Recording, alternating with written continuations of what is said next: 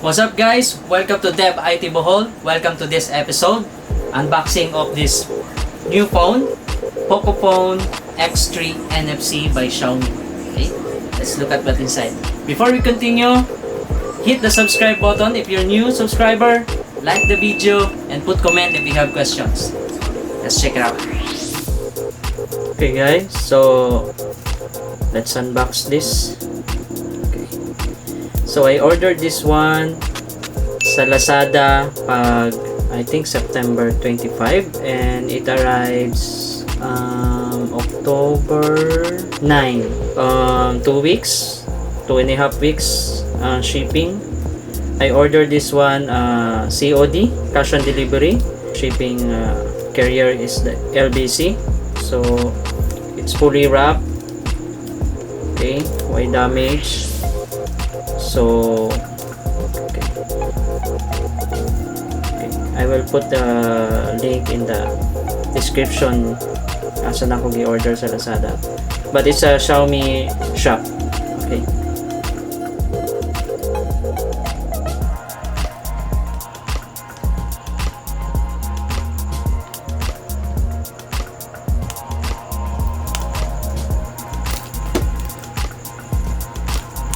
by the way, I ordered this phone around 10k including the shipping. So ang ako nabayaran is 10,100 sa LBC.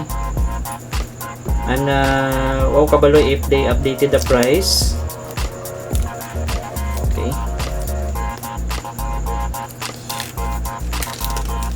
Xiaomi wala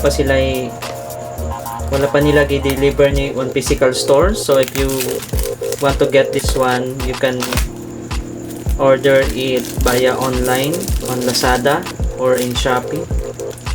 Okay, may damage na may isa.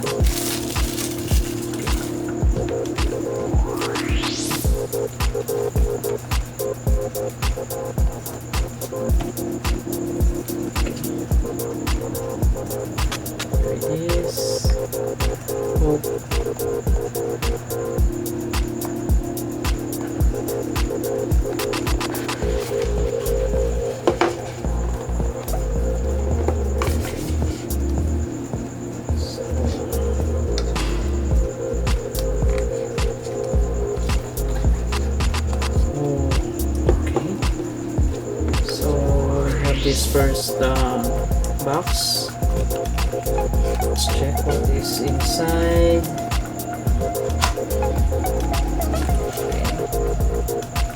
Okay, so para sa SIM o sa SIM card, I think para sa pantusok. You can also use this one on iPhone. Yeah, iPhone una man siguro ani nagpauso. Okay. So we have the Poco manual. Okay. Warranty card. Okay. And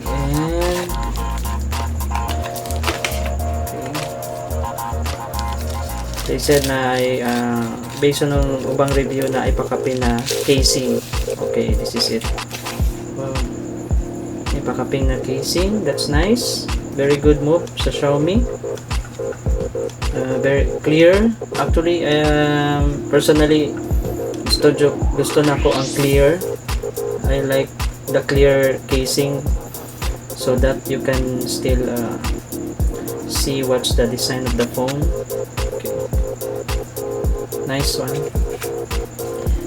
Okay, so and this is the phone. Okay. So big. Okay. Actually, my old phone is iPhone SE. So naanad ko gamay. Kani medyo anad ko. Okay. Coded siya. So it's Qualcomm Snapdragon 732G. 120 Hz, 6.67 inches, Full HD, 64 MP AI quad camera, okay, 5160 milliampere type battery, okay. So don't worry guys, I will make another review when I'm using this phone if it fits on my lifestyle. Actually, I really like photo shoot. I'm a videographer and a photographer, so let's see if this fits on my lifestyle, that if I really want to take shots, video, and also really want to use this one on my blog. Tanong na to if okay yung quality and it suits to my preference, and yeah, I will do video about that. Okay. So let's put this in here. What's in the box? Okay, so we have a charger, big one, but they said based on the Xiaomi it's a fast charger, so it has a pink USB color, or pink or bright red. Okay, it's a fast charger. Okay, and the USB type, okay, I think this is a USB type C. Okay, yeah, the type C.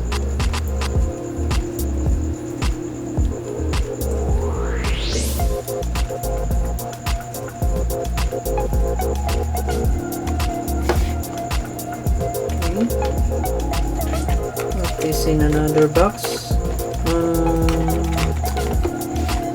More.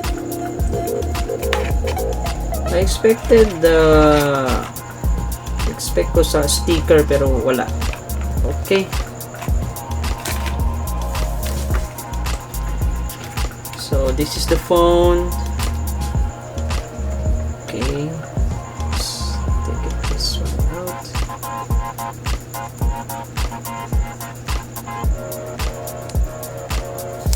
Here this. Oh.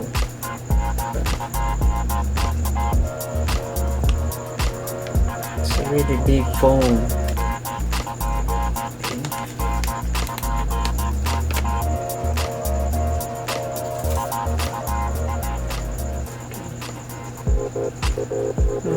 Sticker. Pantang man siguro nato ni. I feel annoyed with this one. So you can see the signature case, body case of the phone, of the Poco. See the metallic luminous, very nice, I like it.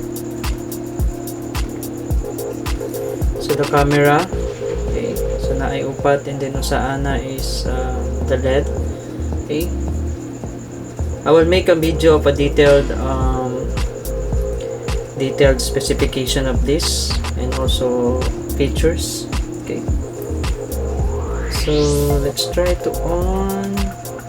I'm really excited sa refresh rate na ilang feature.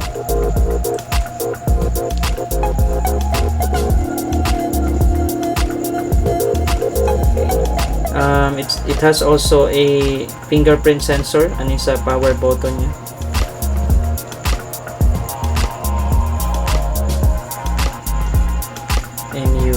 MIUI, okay, the Xiaomi UI.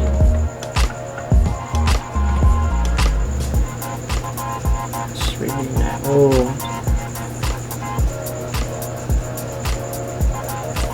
X. United States, Philippines,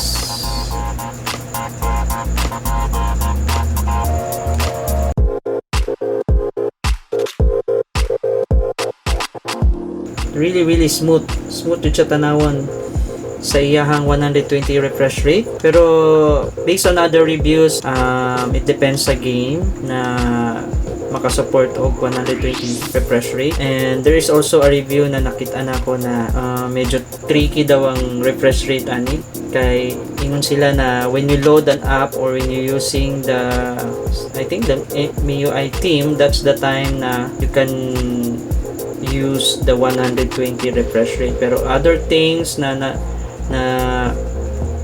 daily supported or not in the MIUI team, it falls back to 60 refresh rate.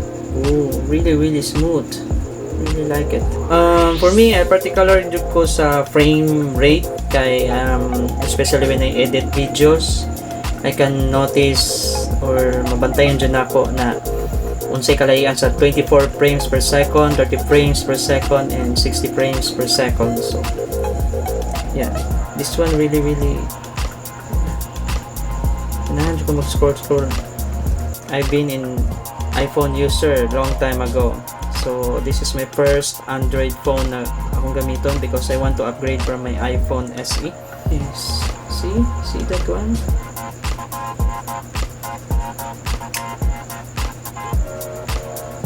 Very vibrant ang yung color, yung display. As always, na kung bago pa ang phone, paspas din na siya. Yeah, and na notice na ako sa Android, once bago pa ang phone, okay yung camera, pero later on mulag na siya or muhinay, mawa ang ano. So let's see on this one if mo manjoy kasagaran na mabantayan ako sa Android. So I hope it helps you decide if you're going to buy this one or you prefer other phone. I still need to experience using this one. This one cost almost 10,000, 64 gig RAM, ordered in Lazada. So I think that price on these features, yeah, hindi din siya kaya for a mid-range. Okay, I wonder na yan, ang dali ni siya mahurot sa Lazada. Deposit 6 minutes after deposit, hurot dayon, sold out dayon na. Yeah.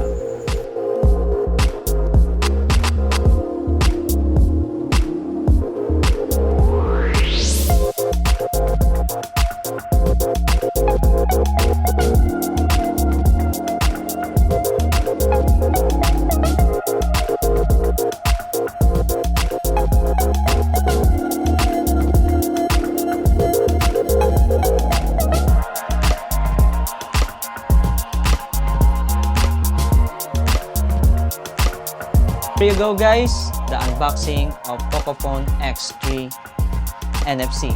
Okay, really great phone on its price, a mid-range, full of features. Yeah, will use this and I will make another video of my experience using this phone, if it really fits on my lifestyle as a photographer and videographer. And yeah, I will put my experience and personal evaluation on this phone. Okay, so don't forget to hit subscribe button, like the video, and put comments. Hit the notification for more videos that to come na akong gamon. And shout out to all my friends on YouTube Blogger also. Shout out to Scanhead, shout out to Local Ride, and shout out to Rapcon TV. Shout out also to the winners of the my game on guessing the unboxing of this one. Okay, so salamat sa tanang subscriber. I hope na you watch more on my videos, and I hope you learn a lot on my videos, and see you soon.